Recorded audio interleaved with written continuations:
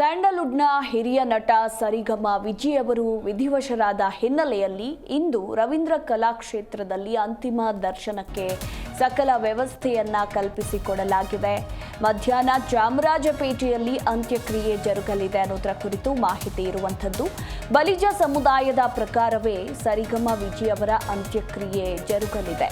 TR mill ಬಳಿ ಇರುವ ಚಿತಾಗಾರದಲ್ಲಿ ಅಂತ್ಯಕ್ರಿಯೆ ಜರುಗಲಿದೆ. ರವೀಂದ್ರ ಕಲಾಕ್ಷೇತ್ರದಲ್ಲಿ ಅಂತಿಮ ದರ್ಶನಕ್ಕೆ ವ್ಯವಸ್ಥೆಯನ್ನ ಕೂಡ ಕಲ್ಪಿಸಿಕೊಡಲಾಗಿರುವಂಥದ್ದು. ಇನ್ನು ಮಧ್ಯಾಹ್ನದವರೆಗೂ ಕೂಡ ಅಂತಿಮ ದರ್ಶನಕ್ಕೆ ಅವಕಾಶ ಇರುತ್ತೆ. ಅದಾದ ಮೇಲೆ ಮಧ್ಯಾಹ್ನದ ನಂತರ ಅಂತಿಮ ವಿಧಿವಿಧಾನಗಳು ಜರುಗಲಿವೆ ಅನ್ನೋದರ ಕುರಿತು ಕುಟುಂಬಸ್ಥರಿಂದ ಮಾಹಿತಿ ಸಿಕ್ಕಿರುವಂಥದ್ದು. ಚಾಮರಾಜಪೇಟೆಯಲ್ಲಿ ಅಂತ್ಯಕ್ರಿಯೆ ಜರುಗಲಿದೆ. ಬಲಿಜ ಸಮುದಾಯದ ಪ್ರಕಾರ ಹಿರಿಯ ನಟ ಸರಿಗಮ ವಿಜಯ್ ಅವರ ಅಂತ್ಯಕ್ರಿಯೆ ಜರುಗಲಿದೆ. ಟಿಆರ್ ಮಿಲ್ ಬಳಿ ಇರುವ ಚಿತಾಗಾರದಲ್ಲಿ ಅಂತ್ಯಕ್ರಿಯೆ ಜರುಗಲಿದೆ ಅನ್ನೋದರ ಕುರಿತು ಮಾಹಿತಿ ಇರುವಂಥದ್ದು. ಈಗಾಗಲೇ ಅಂತಿಮ ದರ್ಶನಕ್ಕೆ ರವೀಂದ್ರ ಕಲಾಕ್ಷೇತ್ರದಲ್ಲಿ ಸಕಲ ರೀತಿಯ ಸಿದ್ಧತೆಗಳನ್ನು ಕೂಡ ಕಲ್ಪಿಸಿಕೊಡಲಾಗ್ತಾ ಇದೆ.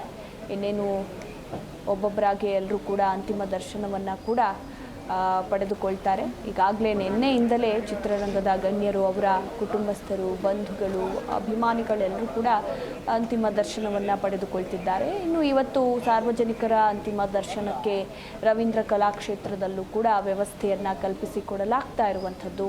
ಇನ್ನು ಮಧ್ಯಾಹ್ನದವರೆಗೂ ಅಂತಿಮ ದರ್ಶನಕ್ಕೆ ಅವಕಾಶ ಇರುವಂಥದ್ದು. ಅದಾದ ಮೇಲೆ ಮಧ್ಯಾಹ್ನದ ನಂತರ ಸರಿಗಮ ವಿಜಯ್ ಅವರ ಅಂತ್ಯಕ್ರಿಯೆ ಜರುಗಲಿದೆ.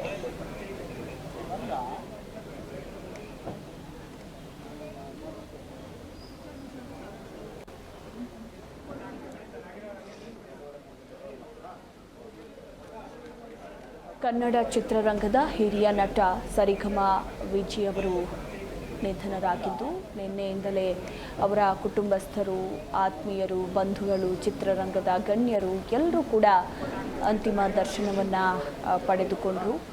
ಇನ್ನು ಅವರಿಗೆ ಜನವರಿ 12ರಂದೇ ಆರೋಗ್ಯದಲ್ಲಿ ಏರುಪೇರಾಗಿತ್ತು. ಕಳೆದ 5-6 ದಿನಗಳಿಂದ ಅವರು ಯಶವಂತಪುರದ ಮಣಿಪಾಲ್ ಆಸ್ಪತ್ರೆಯಲ್ಲಿ ಚಿಕಿತ್ಸೆಯನ್ನು ಪಡೆದುಕೊಳ್ತಾ ಇದ್ದರು. ಹಾಗಿದ್ದರೂ ಕೂಡ ಅವರ ಆರೋಗ್ಯದ ಸ್ಥಿತಿ ಗಂಭೀರವಾಗಿತ್ತು. ಇನ್ನು ಅವರು ಮೃತಪಟ್ಟಿದ್ದು ಇವತ್ತು ರವೀಂದ್ರ ಕಲಾಕ್ಷೇತ್ರದಲ್ಲಿ ಸಾರ್ವಜನಿಕರ ದರ್ಶನಕ್ಕೆ ಕೂಡ ಅವಕಾಶ ಇರಲಿದ್ದು, ಮಧ್ಯಾಹ್ನದ ನಂತರ ಅಂತ್ಯಕ್ರಿಯೆ ಜರುಗಲಿದೆ.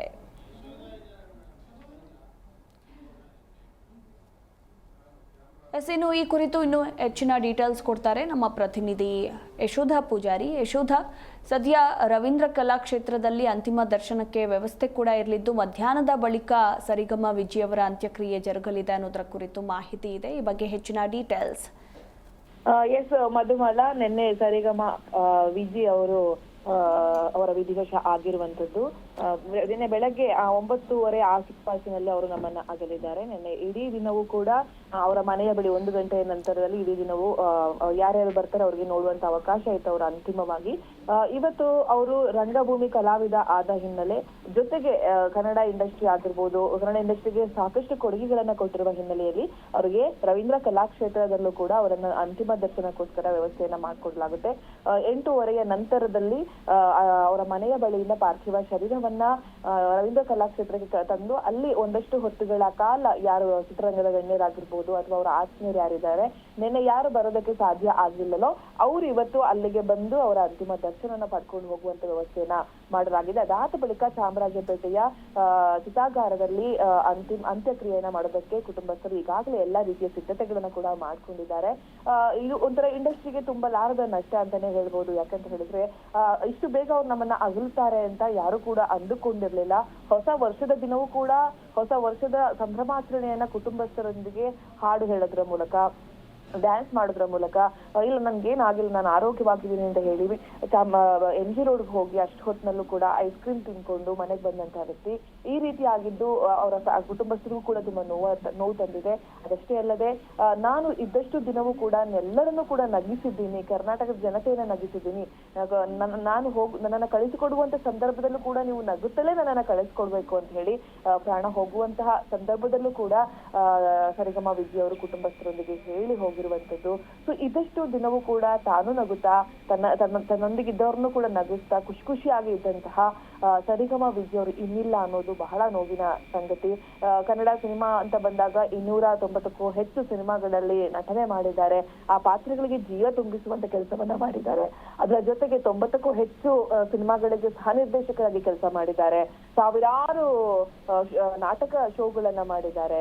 ಹಲವಾರು ಕಿರುತೆರೆ ಧಾರಾವಾಹಿಗಳಲ್ಲಿ ಮತ್ತೆ ಕೆಲವೊಂದು ರಿಯಾಲಿಟಿ ಶೋಗಳಲ್ಲೂ ಕೂಡ ಅವರು ಪಾಲ್ಗೊಂಡು ನಮ್ಮನ್ನ ಹೇಗ್ ಬೇಕೋ ಹಾಗೆ ರಂಜಿಸುವಂತ ಪ್ರಯತ್ನವನ್ನ ಉಸಿರು ಇರುವವರೆಗೂ ಕೂಡ ಮಾಡಿದ್ದಾರೆ ಅಂತ ಹೇಳಿದ್ರೆ ತಪ್ಪಿಲ್ಲ. ಅಂದ್ರೆ ಅವ್ರದ್ದು ಇನ್ನೊಂದು ಮುದ್ದೆ ಏನಪ್ಪಾ ಅಂತ ಹೇಳಿದ್ರೆ ಅವರ ಸ್ನೇಹಿತರಿಗೊಂದು ಇದಿತ್ತಂತೆ, ಬೆಳಿಗ್ಗೆ ಎದ್ದ ತಕ್ಷಣ ಯಾರು ಫಸ್ಟ್ ಗುಡ್ ಮಾರ್ನಿಂಗ್ ಕಳಿಸ್ತಾರೆ ಅಂತ ICU ನಲ್ಲಿ ಕೂತ್ಕೊಂಡು ಕೂಡ ಅವರು ಅವರ ಸ್ನೇಹಿತರಿಗೆ ಬೆಳಿಗ್ಗೆನೆ ಎದ್ದು ಗುಡ್ ಮಾರ್ನಿಂಗ್ ಅನ್ನ ಕಳಿಸುವ ಒಂದು ಹವ್ಯಾಸವನ್ನ ಇಟ್ಕೊಂಡಿದ್ರು. ಇದೆಲ್ಲವೂ ಕೂಡ ನೋಡ್ತಾ ಇದ್ರೆ ಇನ್ನೊಂದಷ್ಟು ದಿನಗಳ ಕಾಲ ಇರ್ತಿದ್ರೇನೋ ಅನ್ನೋದು ಒಂದು ನೋವು. ಆದ್ರೆ ವಿಧಿಯ ಆಟಕ್ಕೆ ಎಲ್ಲರೂ ಕೂಡ ಶರಣಾಗ್ಲೇಬೇಕು.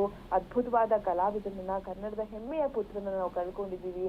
ಇದೀಗ ಇಂಡಸ್ಟ್ರಿ ಬಡವಾಗಿದೆ ಅಂತ ಹೇಳಿದ್ರೆ ತಪ್ಪಿಲ್ಲ.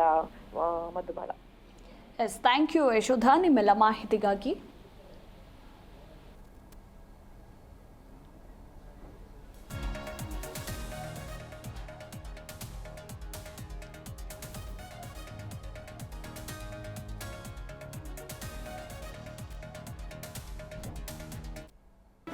ಜಿ ಕನ್ನಡ ನ್ಯೂಸ್ ಈಗ ನಿಮ್ಮ ಮನೆಯಲ್ಲೇ ನೋಡಿ.